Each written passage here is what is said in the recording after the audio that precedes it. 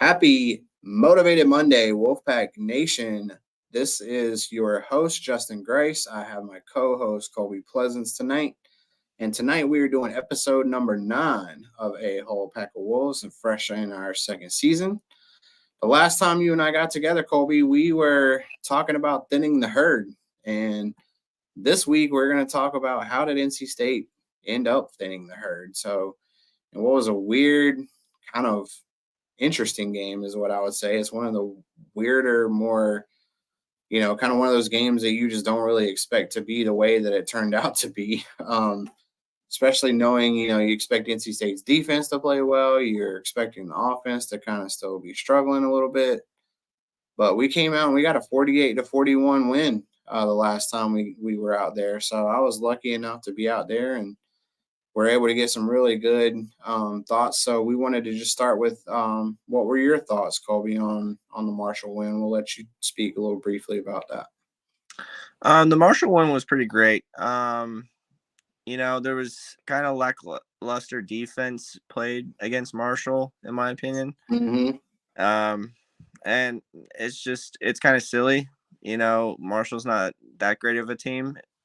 They're definitely better than most, but I mean, what their concepts of their offense is run through, I feel like our defense should have just kind of should have caught on to it a little bit better, and we didn't. And I think so too. We gave up 41, but we scored 48 in our quarterback MJ Morris debut. So he did pretty well. He had some picks, but they weren't his fault. And in my opinion, as a Bills fan, Josh Allen has thrown for 3 picks and has had 4 passing TDs before, and that's what MJ did. So, I mean, it's not that bad in my opinion, especially when the picks aren't his fault. But I felt like the Marshall game, it was a little bit more closer than we wanted it to be, but State had it wrapped up closer to the end of the fourth quarter. So yeah, I totally agree. Colby, I know you were able to watch from afar as I was watching from, the actual game. But yeah, I thought MJ struggled, a little bit early on in the game. First quarter, it looked like he was kind of shaking off some rust.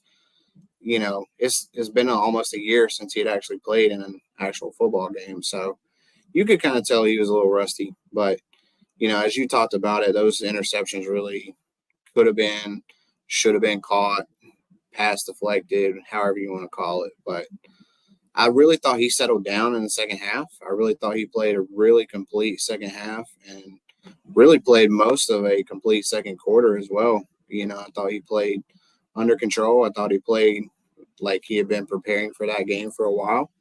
So, for him to end up with 4 touchdown passes and the 3 interceptions hurt, but at the end of the day, it's all about how many points you have on the scoreboard. And ultimately, NC State was just able to get 1 extra touchdown than what Marshall did. So, yeah, at the end of the day, I'm going to agree with you on that too. It's just the defense struggled, throughout the game. They just couldn't pick up on the concepts that Marshall was running too. So a lot reminded me of the Notre Dame game. They kept running those little tight end dump off passes and running our DBs off and then just dumping it off underneath. And we just can't seem to figure that out. There's a lot of film that's out there on us right now, but overall, I felt like it was just a great game. It was great to be there with the fans. The fans were great. The weather was great. You can't go wrong with getting a win at home. So I just wanted to see what your thoughts were on that. We'll touch real quickly about that before we move to talking over about this past Saturday's game that we had in Durham. So we wanted to finish that up, though, and just give our listeners, the thoughts that we had. I mean, both of us were pretty wrong when it came to the score prediction. So, when you revisit the keys to the game, you really wanted to win the turnover battle. Didn't really do that. So, it was kind of just one of those fluky type games that was back and forth all game. But NC State was able to get their 4th win of the season and, one more win closer to bowl eligibility, which I think is going to be the key for us this season. I think especially after what happened this past Saturday. I think the expectations are now, a little bit different than what they could have been. But I still think that Marshall game was still a really good game especially for the younger guys to get some experience and to get some work in and to really see kind of what their potential is. Yeah. I didn't really expect, the defense to play that way, but sometimes you're just better to just score more points than the other team. That's the name of the game. So it really turned out that we ran the football a lot. We ran the ball really, really well against them. So I really thought Allen had a really good game, and I really thought, obviously Casey had a really good game, and they had so many of the jet sweeps that we just hadn't been accustomed to seeing. So, and the other mystery man that we've been talking about, we've been wanting to get the ball to all year long, wondering where he was, he showed up. So Mr. Trent Penix, have yourself a day. Yep. 3 touchdown catches, 2 big plays that Marshall just was not ready for. So really glad to see him getting involved in the offense. I really think that was one of the things you and I had talked about before, was getting more plays down the seams and getting more tight end involvement in the passing game. And I really thought they did a great job at that. But realistically, the biggest thing I thought they did so well, and they popped a couple of really big runs, was getting the running game going. And you saw Allen had, quite a few big runs, and you just really like to see that from your running game. Mims had another big run too. So you just really want to see how NC State's offense continues to evolve, especially if you can get some of your younger players involved. And I thought they did a good job of that. Yeah, I agree. So what did you think when, as a fan from you sitting at home, you and I were texting throughout the game, but it was one of those things where I felt like you were kind of panicking in the first quarter a little bit. But tell me kind of what did you think that you were seeing like at home versus what I was seeing live from the actual game? Because I didn't really see as much, as the panic that I think that some of the fans I saw on Twitter out there talking about it. But we did hear a couple fire Dave Doran, chants going on in the stadium too. But especially after this weekend. Yeah, but I thought, ultimately it was kind of one of those games where it showed what MJ's capable of. Yeah. I thought it showed his ability to be able to push the ball vertically down the field is really what NC State's been missing. And like I said, and like you said, I mean, the interceptions aren't his fault. I mean, one was literally right to KC, and it went right to the ears and went to the DB. And then another one was because Porter Rooks didn't block. The DB was literally right there on a screen pass and turned it into a touchdown. And then there was another one where it was tipped at the line. So, I mean, his interceptions weren't really his fault. And, I mean, the turnovers that MJ has created with this game and then the next game, I mean, haven't really been his fault, in my opinion. Yeah, he's managed the game well. He is a great game manager. He is a great game manager. And I think that's going to get him a lot further in football and college football, really, and then maybe in the next level, and really far. Yeah, far as the eye can see. Yep, the number one thing that I really, really loved about that kid was his ability to come back from making some poor decisions or getting some throws that didn't go your way. His ability to respond and continue to move the offense was really impressive for me. Especially seeing it live, I was like, just give him another drive. Defense, just give him another drive, give him another opportunity to get going. And I thought Coach and I did a really good job, too, of, just screening up some plays that he was familiar with and calling some different things that MJ was really comfortable with from last season that gave him some confidence in the second half, too. But I think ultimately what it came down to was, NC State's ability or inability to, control the scoreboard. Because at the end of the day, it was going to be one of those games that whoever had the ball last is going to be the team that wins. So that just happened to be us at that moment. So, it was just an interesting game to see live, one of the more explosive offensive games I've seen from NC State in a long time. Super explosive. Biggest outscore. We scored the most points that we've had all season long. So, we did that, and then we will switch it over to what happened on Saturday, which was the opposite. So, yeah, I had a stroke. I literally had a stroke 2 weekends in a row. 2 weekends in a row. Like, I mean, let's be honest, the Marshall game kind of made me really flustered. And then, this Duke game that we're about to talk about made me even more flustered. And it's just, State at this point is going to either kill me or put me in an early grave. I don't know. Let's get into Duke. Let's get into Duke. I got some things to say. I got some things to say. Well, we both have our thoughts. We're obviously going to talk about that a little bit tonight, but the key thing I want to talk about and mention before we get into what was on Saturday is, remember, Colby, Wolfpack ain't for soft people. It really isn't. It builds character at this point. If you did not have your put character hair on my built, chest.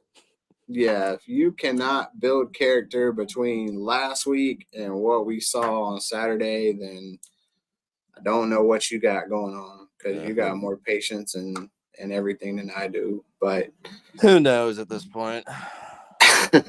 I'm going to start it off with the number one thing we always talk about on our show is, and it's so odd for me because I'm just such a stats nerd. Like, I try to look at these things from the numbers and what do the numbers tell me about this game and what should have happened. And when I looked at the numbers, time of possession, NC State 35 minutes, Duke, 25 minutes, turnover battle, even.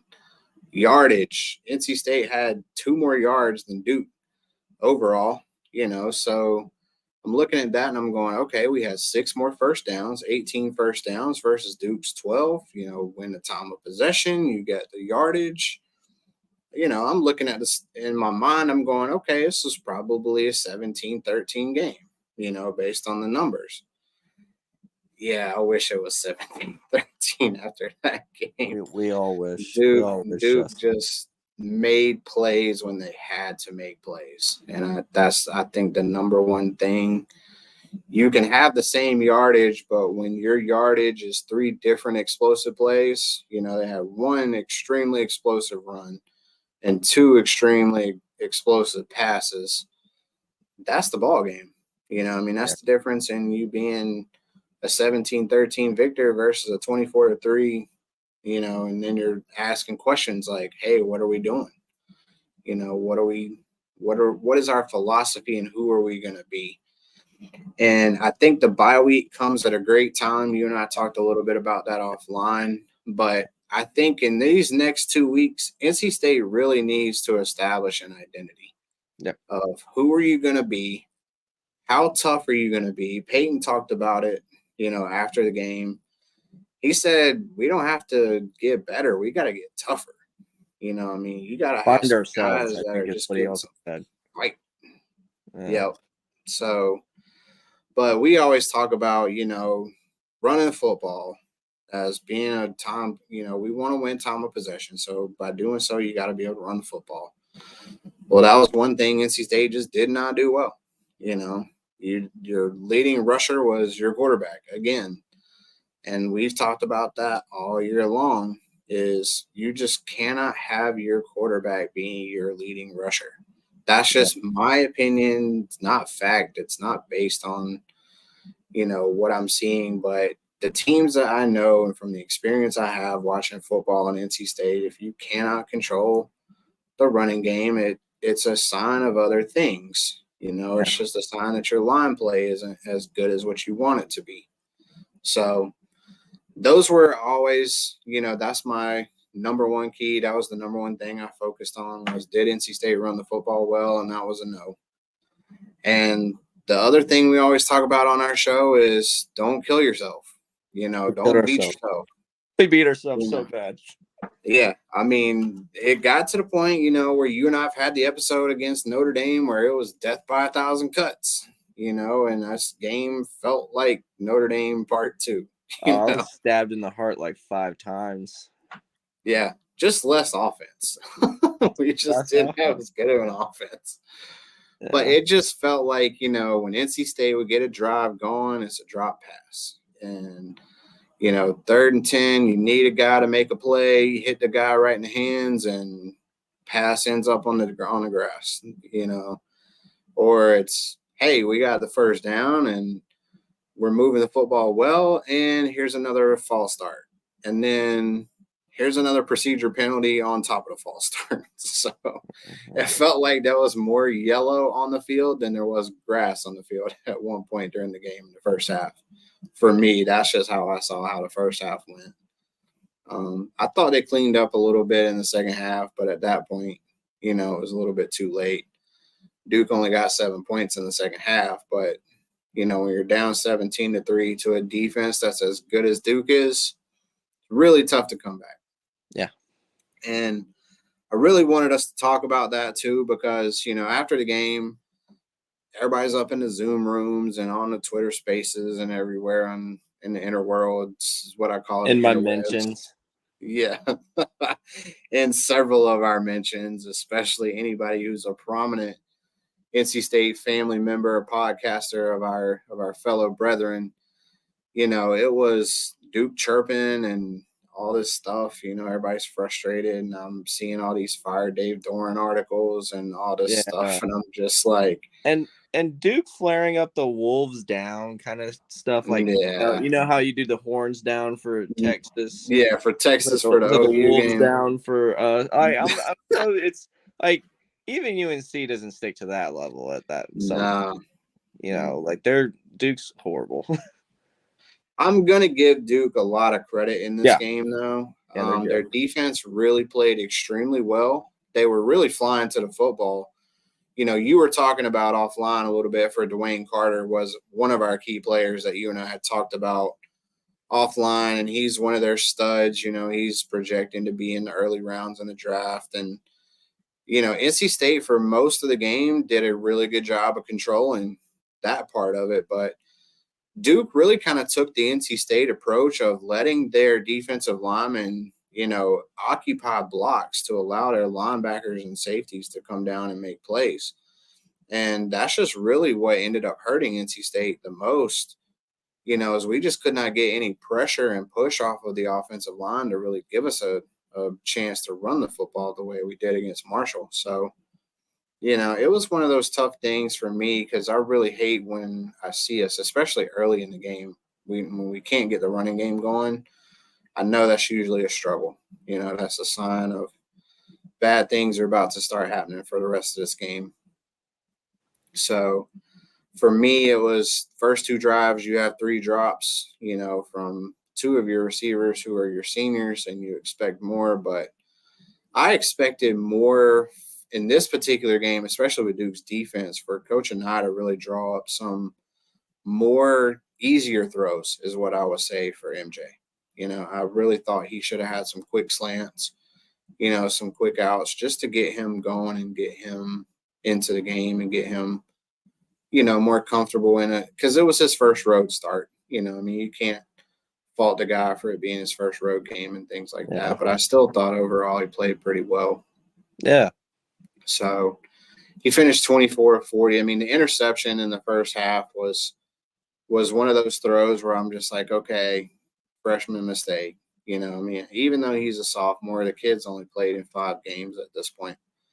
So, you got to kind of still look at him as he's still learning a lot. But Duke did a good job of, disguising the coverage on that situation, and MJ just made a bad throw. So it still leads us back to giving Duke credit. Defensively, they're probably one of the better teams NC State is going to play all year long defensively. Yeah. I think them and Clemson are probably the 2 games that you look at. I think those 2 teams are top 25 defenses for sure. Clemson. So I'll let you do what were your thoughts as you were going through and watching the game, and what did you think from the performance that we saw on Saturday? I think Duke really just beat us. Into what I was seeing, it's like there's little things here and there, talent wise, they're probably a little bit better than us. I hate to say that. We should have the Mm-hmm. talent, but we don't have the talent at wide receiver that like they do, and we don't have the talent at running back. We don't have that bell cow running back. Right. Jordan Waters is really good. Super good. And then their quarterback didn't have to do much. I mean, he really didn't. And the reason why is because they simplified it for him. Yeah. Uh, they didn't make it complicated, and we made it very complicated for MJ, in my opinion. I think so too. I feel like we just beat ourselves, but in my opinion, we weren't really even with the mistakes we made, the game wasn't really in our favor because Duke's defense was just all over us. Mm-hmm. They were coming off a bye week, and they had so much time to prepare for us. I mean, they had 2 weeks to prepare for us. I mean, if Duke came out and wasn't prepared for us, then what did you do in your bye week? Right.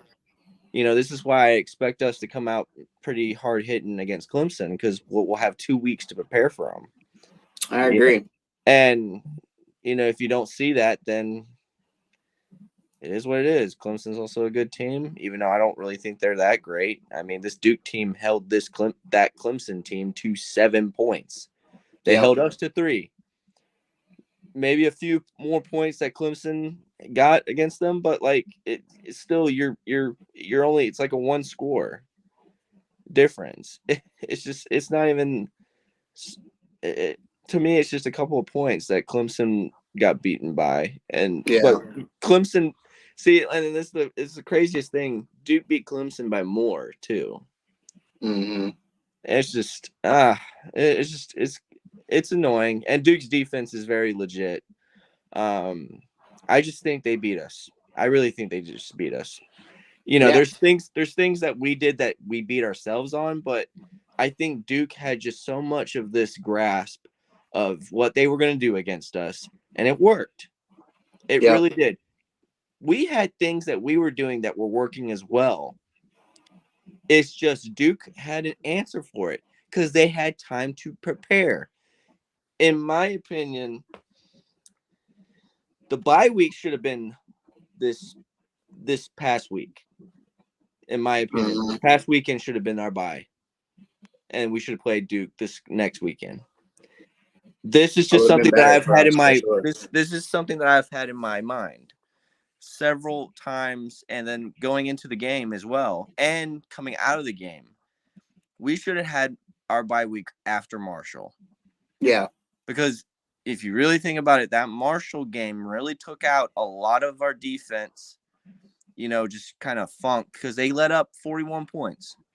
Mm-hmm. And then our offense scored 48.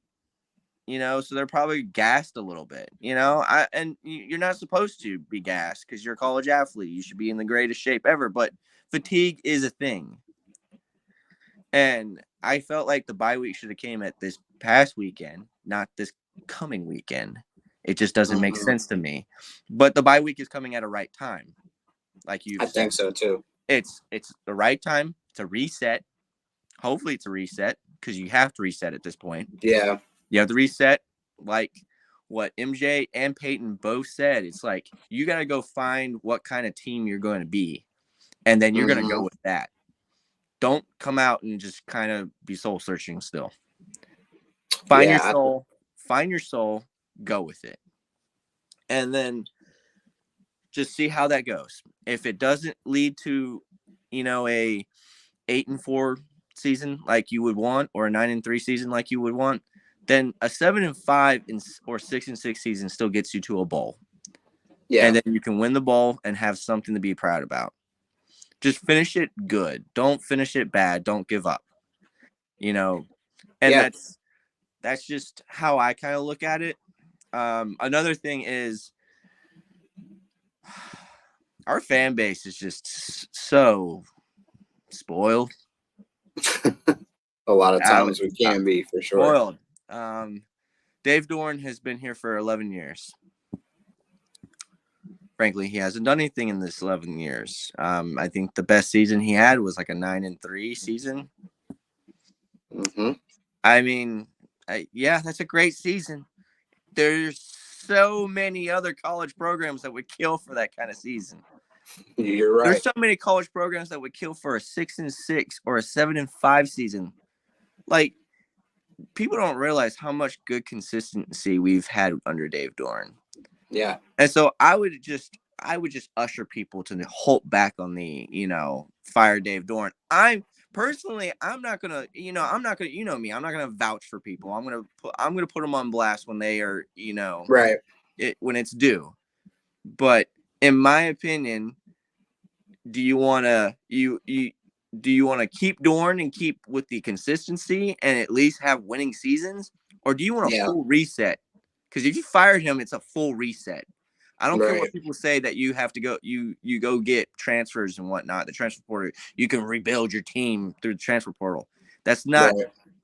That's still, you're still gambling on that. And it's not, you're going for a full reset. And it's going to be a new coach. It's going to be a new coaching staff. It's a full reset. So I'm just telling people, let's see the season play out before we start ushering that kind of stuff. Because it's so silly to me. And I've had some childish people in my mentions, and I'm just, I can't even believe the certain things that they said. And I know it's not all of Wolfpack Nation, but some people need to get their, stuff together, because the stuff that I've been getting called and told is just uncalled for, and I will not tolerate it. So it's just, we need to, as a fan base, reset as well. I think so too. And so this bye week's coming at a right time. We're getting a reset. Both Peyton and MJ want the reset. Juice Vereen even retweeted that they needed a reset. Right. Several other players are retweeting it. I mean, it needs to happen. Peyton's and I can tell you right now, Peyton Wilson, you do not need to apologize for anything. No, this should be the coaches that are apologizing. But in my opinion, the coaches also tried to set this game up in a right way. We just also had players that were just not making plays either. And Duke was. And it's just so baffling to me that people would just have this little high horse that it's like, we should have beaten Duke. Duke's defense held Clemson to 7 points. They held us to 3. Yeah. You would kill to only give up 10 points, in a game, much less 10 in 2 games. I mean, we could have scored 10. We could have scored 10 if we were more serious on the last little drive that we had. I mean, we accepted defeat. And I mean, I would too. It's just, Duke beats you. That's all it is. Duke beats you. I mean, that they're a better team. And, the stadium may not seem like it. Props to Wolfpack Nation. They showed out, and they showed out big. Yep. That stadium was mostly red. But I can tell you right now, Duke has a solid football program now under Mike Elko. And they just beat us. Hard to argue. They just beat us. That's all I'm going to say. They just beat us. And hard to argue with a 14-5 record, first 2 years at Duke. I mean, it felt that way from jump too. I mean, it just felt like we were just running into a brick wall, one drive after the next.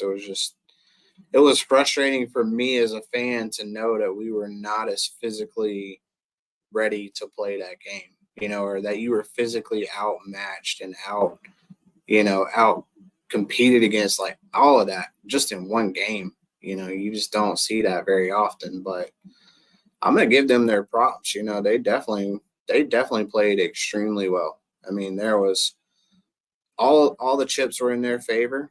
They had the bye week, they had the home game, and it was MJ's first road game, but had all the time in the world. You still gotta goes back to what we were talking about earlier. For me, the number one goal for this next week and the next 2 weeks is establish some form of identity. Yeah. I mean, it's 1 week we're able to run the football. The next week we can't run the football. Pass really One week, well. yeah, I mean, 1 week we have one receiver that's doing this, and then the very next week you don't even see him see the field. Like 5 different receivers or something. I mean, it just is for me. It's establish the consistency. Establish who is going to be your guys going forward. Yeah, and make it almost like a little mini camp, if you want to talk about it that way. Make it like a 2-week competition of, if you aren't helping our program moving forward, then it's just not the right time for you. We're going to put the players in that are going to continue to help us drive this program forward. And for me, I saw way too much negativity, way too much, he's got to go. This is where we are in year 11. And I'm like, yeah, in year 11, you're talking about firing the head coach who's going to have the most wins in program history by the end of the season. He is, I mean, if Dave Doeren wins he's 3 2 games, wins away. He's 2 wins away from tying the wins record. And then if he wins 3 more games, he's the sole wins record at NC State as head coach. It's just crazy to me. Yeah, those are the things that, as a numbers person, right? NC State comes in as a 6-6 program. And, when you start seeing the level of success that Davis had, I mean, he's averaging 8 wins for the last 5 years. So, I mean, you get accustomed to that. But fans also need to remember, who did we lose off of this team? Last year, you lose 2 linebackers, you lost your safeties. So, I mean, it's not an excuse. That was insane. You lost a D tackle. And then not only that, but then on offense, you lose Thayer, you lose Devin, you lose Jordan during the season. So, I mean, it's just one of those things, one after the next, they start piling up on each other. And then when you even start losing guys to injury earlier in the season too, it just makes things in focus. You're able to see things a lot more clearly because the mistakes that are being made are amplified. But the thing that I wanted to just let the people that we talk to and the people around the program is understand that these kids are doing everything they can to win. They want to win as bad as you think that you want to win. They want to win 50 million times harder. Yeah, they want to win so much. I mean, the parties in the locker room are something that they enjoy doing. Yeah, and Peyton's talked about it. All year. That guy loves to win and compete. The number one thing that I saw from this week from MJ was, the number one thing he said I want to do is win.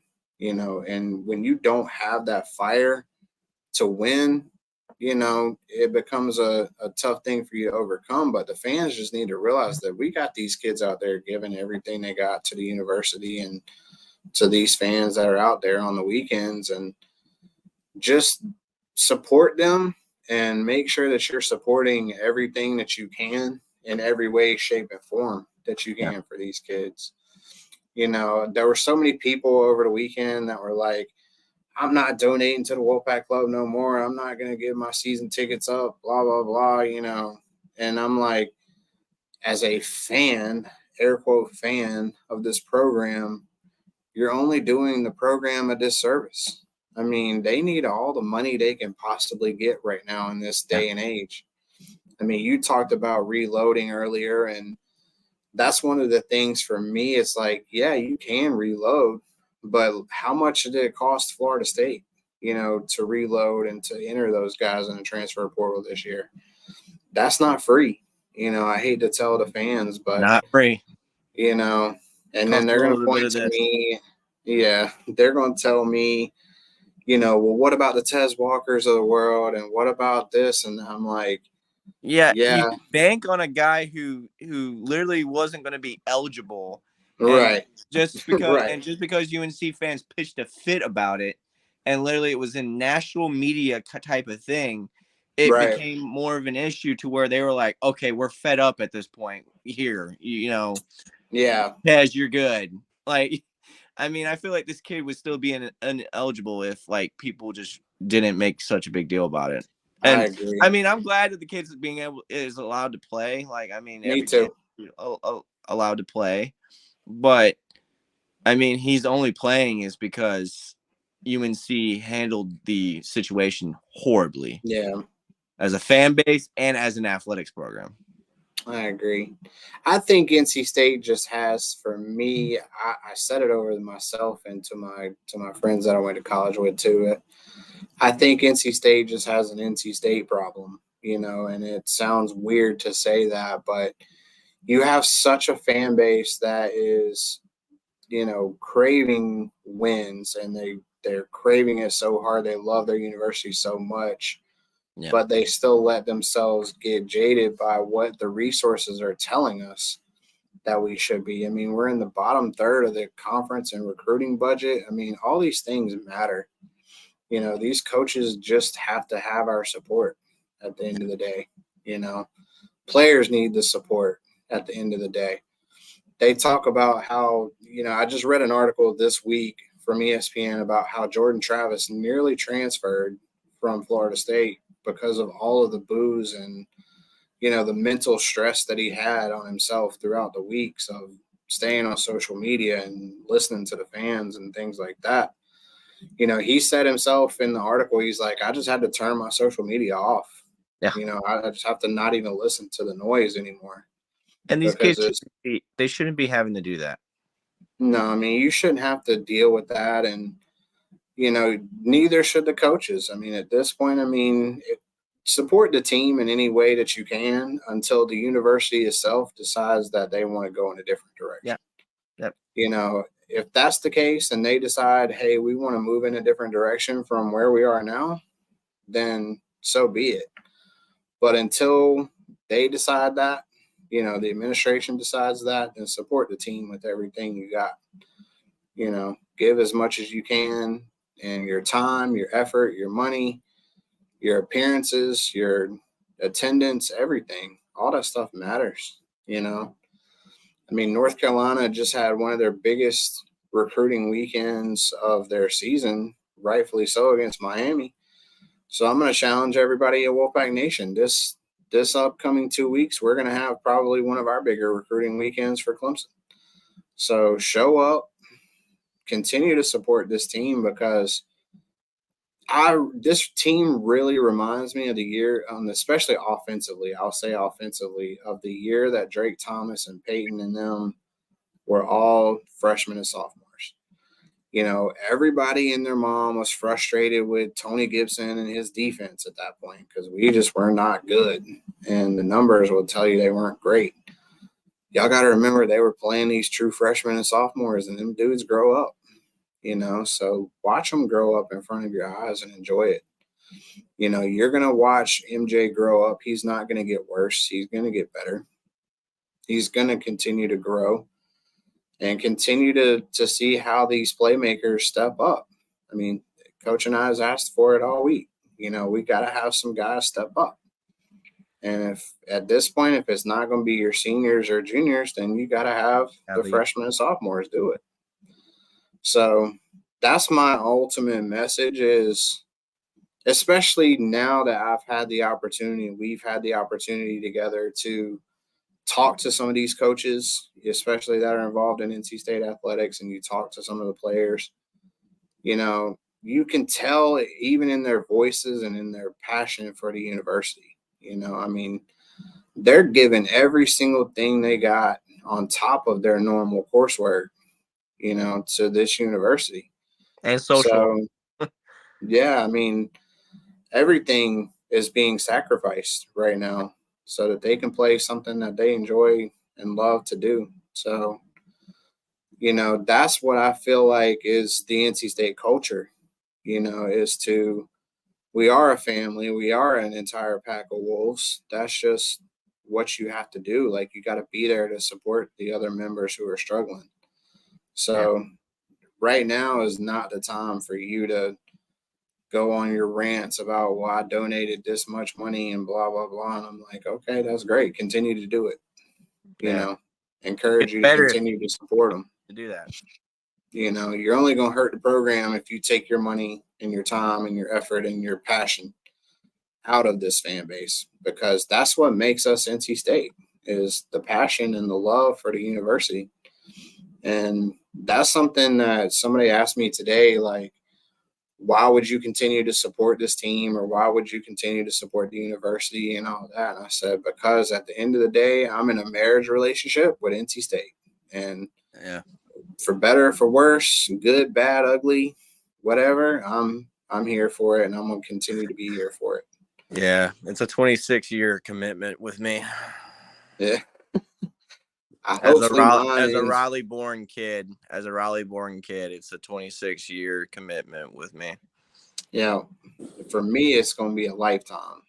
Yeah. You know, whenever they say my time is up, that's going to be when my time's up. But I'm gonna still carry that same passion that I have as a student and as a young alumni, even into my older adulthood. You know, I have never lost that passion. So I encourage all of you to continue to be passionate. I mean, you can voice your frustration. It's not like, everybody has their right to you opinion know, too.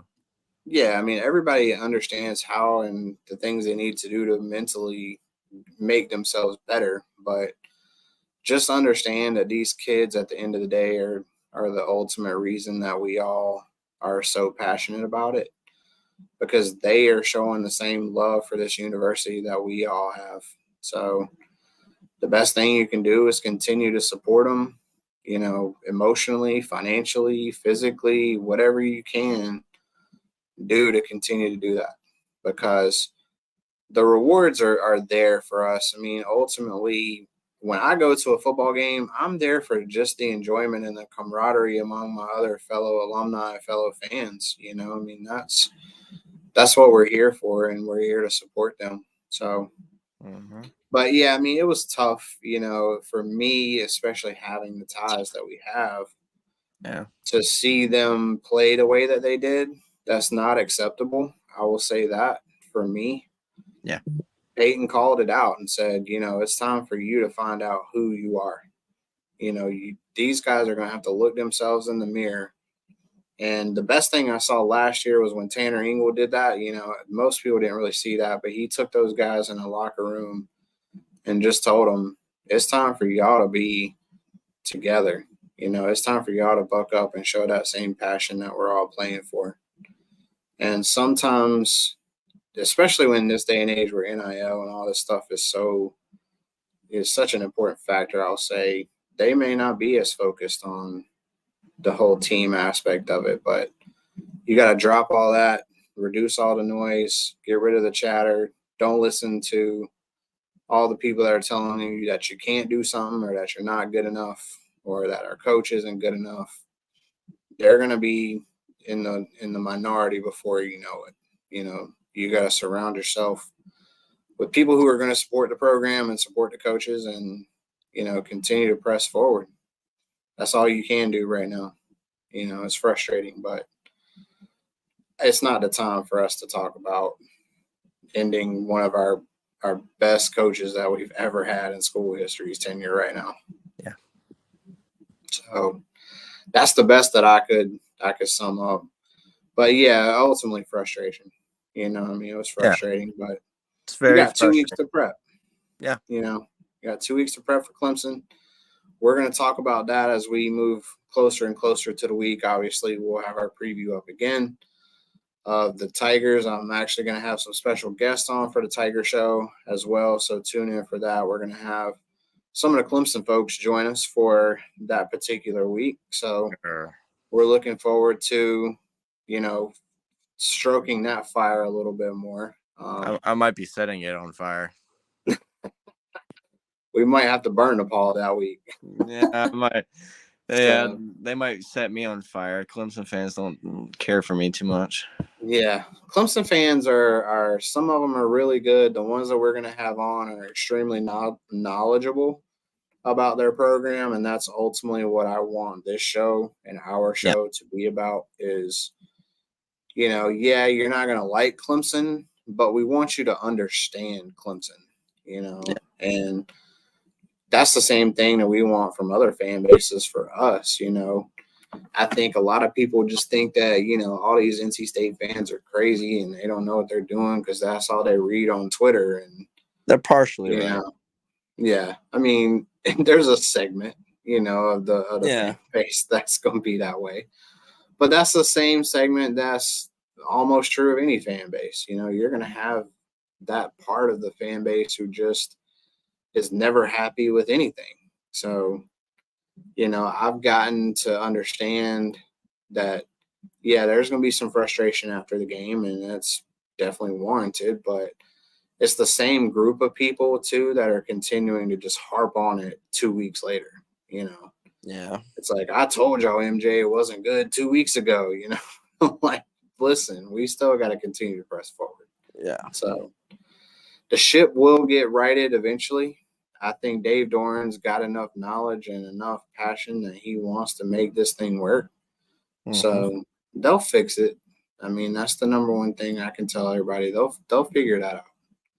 Yeah. And even if it's not the answers that you want, like let's say that we don't even win another game, it's not going to happen. But even in the seasons where you struggle, you still find the answers to some of the questions that you're asking yourself. Mm-hmm. Even in the year in 2019 where we just struggled that whole year, but you got to see some of the future in front of you too. You get to see a Mecca form that year. Devin Drake formed that year. Drake Thomas, out, Drake, and now Seattle Seahawk Drake. Yeah. So that's what I am looking forward to now the most. I mean, my expectations for this team are just get to a bowl game, and anything on top of that is cream on top. But I really want to see these young players develop. That's going to be my last thought for this show is give these young puppies some time out there. We need to see what they can do. It's kind of past the time of, well, we need to hold their red shirt or we need it. No, you need to figure it out. You need to figure out if these guys can play and let them make mistakes. Like, tell them that it's okay to make a mistake. Like, I feel like we've been playing so tight and not trying to have fun. But it's time for them to just let them go out there and have fun. Mm-hmm. Make the mistakes. Don't be so nitpicky about the mistakes. I heard the stat today on the Mike Greenberg show, and I thought it was the greatest thing in the world. But I'm going to tell the fans this because everybody thinks of Terry Bradshaw as a fantastic, amazing Hall of Fame Super Bowl winning quarterback, right? Well, Terry Bradshaw had a season in his MVP season where he had 28 touchdown passes and 20 interceptions. Mm-hmm. So in this day and age, like people are going to nitpick the fact that Aaron Rodgers threw 5 interceptions. It's unacceptable. But people have to remember that the game is different now, too, and you got to be able to let these kids grow up and learn from their mistakes and understand that they're still playing great. They're just not playing up to your expectation of a, 156 quarterback rating. So, let them play, and I want to see how they develop, and I want to see – I still think the defense is playing well enough to win some games going down the stretch. I don't think these offenses are, like you said, I don't think Clemson's offense is great. I don't think Virginia Tech's is great. Wake's making a quarterback change this week too. So, maybe you pull those 3 games out. Maybe you win a game you're not supposed to. Maybe the quote-unquote great Drake May, who, really struggled against Miami without the running game. So maybe you get a win at home like that. But it's going to be fun. It's going to be fun to see these guys grow up. I'm excited for it because I think the offense is going to show a lot of promise. Maybe not this year, but then the following year, I think these guys are really going to shine when it comes to the 2024 team. But until then, we'll see if we can make the bowl. That's the number one goal right now. Get another couple wins, and then we can start breathing easy for the holidays. So, but that's going to lead me to my next thing is we are going to have a really special guest on next Monday for our basketball preview. So please stay tuned for that. as Colby and I are going to break down the 8 new Wolf puppies that we got on the basketball team as well. And some exciting news coming down the pipe for that as well. So we appreciate you guys tuning in. Appreciate you guys listening. As always, you can find us out on our social media accounts. Officially got our Instagram up and going now too. So we're out at A Whole Pack of Wolves on Instagram. We're at A Pack of Wolves Pod on Twitter. So you can find us also on YouTube at A Whole Pack of Wolves. So ultimately, I'm going to do a shameless plug for all of our different social media sites. But I appreciate you joining us. As always, Colby, I'm looking forward to these next couple weeks as we get some, special guests to join us for the show. I'm super excited about what we have to offer coming in November. It's weird to say that, but, we're halfway through October now and basketball season starts in 22 days now.